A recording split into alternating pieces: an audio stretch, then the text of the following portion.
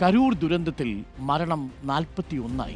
തിക്കിലും തിരക്കിലും പെട്ട് ഗുരുതരമായി പരിക്കേറ്റ് ചികിത്സയിലായിരുന്ന സുഗുണ എന്ന 65 വയസ്സുകാരി മരിച്ചു.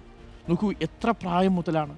1.5 വയസ്സ് മുതൽ 65-70 വയസ്സുവരെയുള്ളവർ ഈ ദുരന്തത്തിൽ മരണം വരിച്ചിട്ടുണ്ട്. അപകട സ്ഥലത്ത് ഇപ്പോൾ ജസ്റ്റിസ് അരുണ ജഗദീശൻ പരിശോധന നടത്തുകയാണ്. ഇതിനിടെ ദുരന്തത്തിൽ CBI അന്വേഷണം ആവശ്യപ്പെട്ടുകൊണ്ടുള്ള TVKയുടെ ഹർജി ഹൈക്കോടതി ഇന്ന് പരിഗണിക്കും. അഷ്കർ അലി കരിമ്പയും ഇക്ബാൽ ഇറക്കലുമുണ്ട്. കൂടുതൽ വിവരങ്ങളുമായി അഷ്കർ അലി കരിമ്പ ഇപ്പോൾ അപകട സ്ഥലത്താണ് ഉള്ളത്. നമുക്ക് ഗുഡ് മോർണിംഗ് അഷ്കർ. ഒരു ദുരന്തം ഇങ്ങനെ പെയ്തിറങ്ങിയ സ്ഥലമാണ്. അതിൻ്റെ എല്ലാ അടയാളങ്ങളും ഇപ്പോൾ കരൂർ ബാക്കി വയ്ക്കുന്നുണ്ട് എന്നുള്ളതാണ്. അഷ്കർ, മരണം 41 ആയല്ലേ? മരണസംഖ്യ വീണ്ടും ഉയരുകയാണ്. ഇനിയും പരിക്കേറ്റ് ചിലർ ഗുരുതരാവസ്ഥയിൽ തന്നെയാണ് ആശുപത്രിയിൽ തുടരുന്നത്. ഒരു ബാക്കിപത്രമായി, ദുരന്തത്തിൻ്റെ ബാക്കിപത്രമായി ഇപ്പോഴും കരൂർ അതേ മട്ടിൽ തുടരുകയാണോ? ചെരുപ്പുകളൊന്നും അവിടെ നിന്ന് നീക്കിയിട്ടില്ലേ? എന്താണ് അവിടുത്തെ കാഴ്ചകൾ ഇന്നും അഷ്കർ?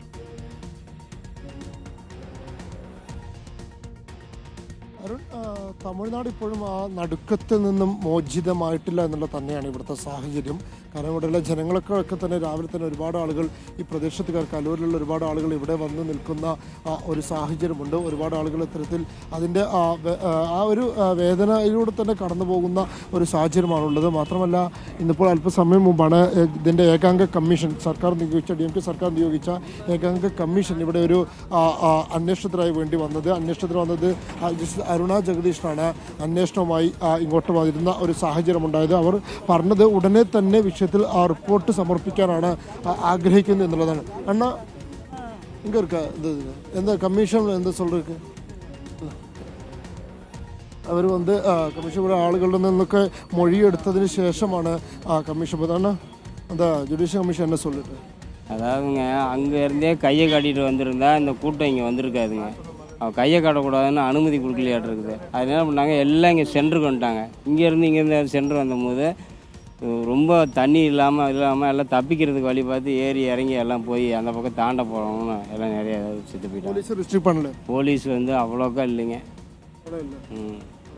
இது சொல்லிட்டோம், ஜுடிஷியல் கமிஷனுக்கு சொல்லிட்டோம். எல்லாம் சொல்லிட்டோம். இந்த இடமே கொடுத்துருக்கூடாதுங்க. முதல்ல இந்த இடத்துல வந்து போட்டிருக்கவே கூடாது.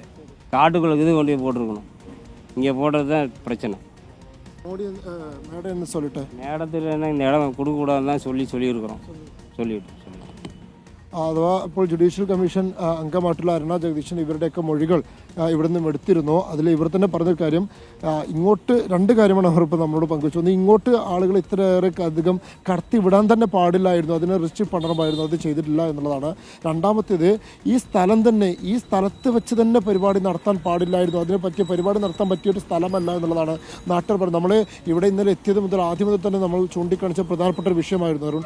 കാരണം ഇതൊരു 4 വരി പാതയാണ്, ഇതൊരിക്കലും ഒരു ഗ്രൗണ്ട് അല്ല, പരിപാടി നടത്തേണ്ട ഗ്രൗണ്ട് അല്ല എന്നുള്ളത് നമ്മൾ സൂചിപ്പിച്ചിരുന്നു.